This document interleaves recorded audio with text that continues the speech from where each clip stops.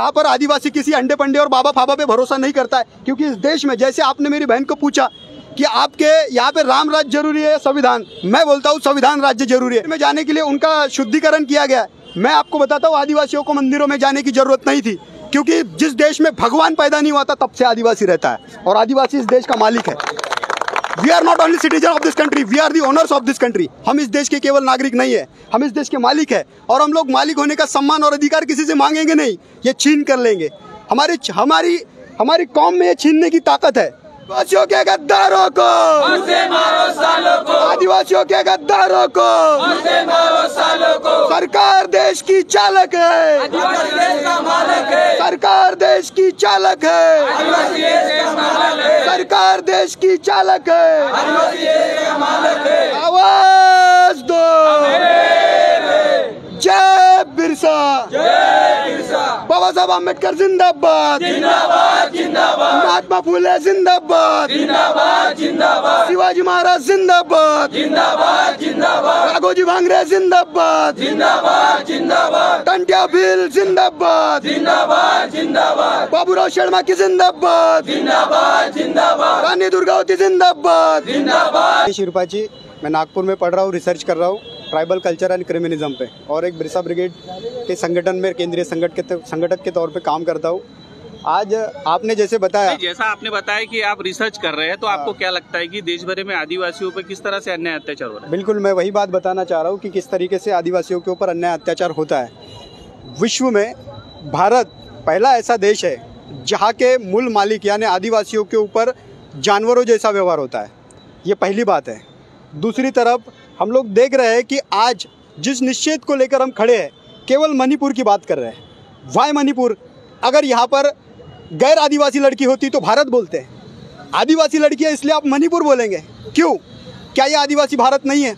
ये आदिवासी भारत है, और वो लड़की केवल मणिपुर की बच्ची नहीं है, वो केवल आदिवासियों की बच्ची नहीं है, वो भारत की बच्ची है। भारत के हर धर्म के, हर जाति के, हर पंथ के लोगों ने उस निषेध को लेकर सामने आना चाहिए था। हम लोग देखते हैं कि नेताओं की जब पार्टी रहती है, नेताओं की जब कार्यक्रम रहते हैं, तो कतार में लोग खड़े रहते हैं। आज एक महिला की इज्जत की बात आ गई है। इज्जत होती है, महिला की हो या पुरुष की हो, गाय की हो या बैल की हो, इज्जत होती है। यहाँ पर महिलाओं ने, पुरुषों ने एक साथ डटकर खड़े होना चाहिए था, कोई नहीं दिख रहा है। और यहाँ पर हम लोग देख रहे हैं सबका साथ सबका विकास के नाम पर जब मोदी जी प्रचार कर रहे थे, तो ये जो युवा है ये बड़े पैमाने पे मोदी जी के साथ में था। बिल्कुल साथ में नहीं था, ये ढोंग है। और जो साथ में था वो फाइनेंसर थे, उनके पैसों से वो खड़े थे। जिनके बदन पे कपड़े नहीं है, जिनके पेट में रोटी नहीं है, वो कैसे सबका साथ और सबका विकास के लिए खड़े हो जाएंगे? हम लोग सर, ये विद्यार्थी है, ये पूरे ट्राइबल स्टूडेंट्स है, यहाँ पर हॉस्टल में पढ़ने वाले विद्यार्थी है, और ये विद्यार्थी अपनी माँ बहनों की रक्षा के लिए सड़क पर जब आंदोलन करते हैं, तब इन लोगों को अलग अलग तरीके से बोला जाता है। ये नक्सलवादियों के इशारे पे काम करते हैं, ये माओवादियों के इशारों पे काम करते हैं, ये आतंकवादियों के इशारों पे काम करते हैं। यहाँ पर कोई माओवादी और आतंकवादी के इशारों पे काम नहीं करता। ये बुद्धिजीवी वर्ग है, इनको समझता है कि समाज के हक, अधिकार और सम्मान के लिए क्या करना चाहिए। ये बात हम लोग देख रहे हैं कि पूरे राष्ट्र में, पूरे भारत में अलग अलग तरीके के क्रोनोलॉजी चलाई जा रही है। हम लोगों को अलग अलग तरीके के नाम दिए जा रहे हैं। बात निकल के आ रही है कि पूरे देश के लोगों को सम्मान किया जाएगा और यूसीसी कानून के माध्यम से सबके अधिकार एक बराबर किए जाएंगे। बिल्कुल, तो खुश नहीं है आप? ये जो यूनिफॉर्म सिविल कोड की बात कर रहे हैं आप, यूनिफॉर्म सिविल कोड, इसके विरोध में तो डॉक्टर बाबा साहब अम्बेडकर भी थे। इन्होंने 13 अक्टूबर 1935 को बोला था, मैं हिंदू घर में पैदा जरूर हुआ हूँ, लेकिन हिंदू घर में मरूंगा नहीं। ये वास्तविकता थी। डॉक्टर बाबा साहब अम्बेडकर ने जब तब आर्टिकल 44 का विरोध किया था, हम लोग ये पूरे बुद्धिजीवी विद्यार्थी आज यूसीसी का विरोध कर रहे हैं।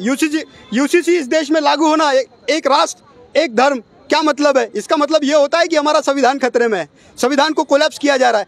आदिवासियों के कल्चरल राइट्स, उनके इनहेबिटेंट्स राइट्स, उनके एजुकेशनल राइट्स, उनके पर्सनल राइट्स को खत्म किया जा रहा है। यही बात है। सर, आप संविधान की बात कर रहे हैं, जब दिल्ली में संविधान जलाया गया तो इतने बड़े पैमाने पे लोग रास्ते पर नहीं निकले? बिल्कुल आए थे। हम लोगों को गुमराह किया गया, हमारी गाड़ियों को रोका गया।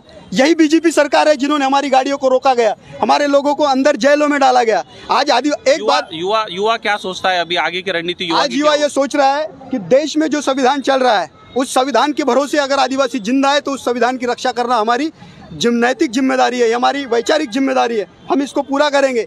अगर आज की तारीख में केंद्र सरकार ने मणिपुर को लेकर या देश में हो रहे जितने भी आदिवासी है, अब देखो हम लोगों ने देखा सिवनी में 2 आदिवासियों ने एक गौ मांस को काटा तो उसकी जान ले ली गई थी। मेरे को एक बात बताओ, जिंदा आदिवासी लड़कियों को नग्न अवस्था में घुमाया गया, उनके ऊपर क्या एक्शन लिया? हमारे आदिवासी भाई के ऊपर मूता गया, उसके ऊपर मूत्र विसर्जन किया गया, उनके ऊपर क्या एक्शन लिया गया? ये लोग गौमूत्र पीते हैं और उसको पवित्र बताते हैं और वही पवित्र मूत्र हमारे ऊपर विसर्जित करते हैं। इसका ये कौन सी साइंटिफिक रीजन है तुम्हारे? ये समझ में नहीं आ रहा। मालवा नेमाड़ में देखो, बड़े पैमाने पे बाबाओं ने इस देश में कार्य कर रहे हैं और इस देश को हिंदुत्व राष्ट्र घोषित करेंगे ऐसा बता रहे हैं सब। बिल्कुल नहीं होगा। यहाँ पर आदिवासी किसी अंडे पंडे और बाबा फाबा पे भरोसा नहीं करता है, क्योंकि इस देश में, जैसे आपने मेरी बहन को पूछा कि आपके यहाँ पे राम राज्य जरूरी है संविधान, मैं बोलता हूँ संविधान राज्य जरूरी है। आपने उसको एक सवाल पूछा कि द्रौपदी राष्ट्रपति को मंदिर में जाने के लिए उनका शुद्धिकरण किया गया। मैं आपको बताता हूँ, आदिवासियों को मंदिरों में जाने की जरूरत नहीं थी, क्योंकि जिस देश में भगवान पैदा नहीं हुआ था तब से आदिवासी रहता है और आदिवासी इस देश का मालिक है। We are not only citizen of this country, we are the owners of this country. हम इस देश के केवल नागरिक नहीं है, हम इस देश के मालिक है और हम लोग मालिक होने का सम्मान और अधिकार किसी से मांगेंगे नहीं, ये छीन कर लेंगे। हमारी कौम में ये छीनने की ताकत है।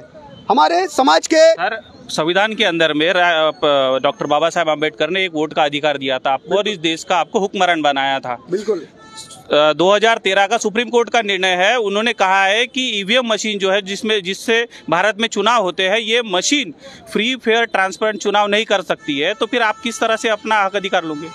सर देखिए, हम लोग इस बात को मानते हैं कि बाबा साहब आम्बेडकर ने हम लोगों को वोट देने का अधिकार किया, लेकिन हम जिन लोगों को हमारा सामाजिक प्रतिनिधित्व बनाकर एक रिजर्वेशन के माध्यम से पार्लियामेंट में भेजते हैं, विधानसभा में भेजते हैं, हमारे समाज को ऐसी अवस्था में खड़ा किया है। नहीं तो आदिवासी समाज की अवस्था व्यवस्था और आवश्यकता के बारे में अगर ये सोचते तो आज हमारी माँ बहनों को सड़कों पर नंगा नहीं किया जाता।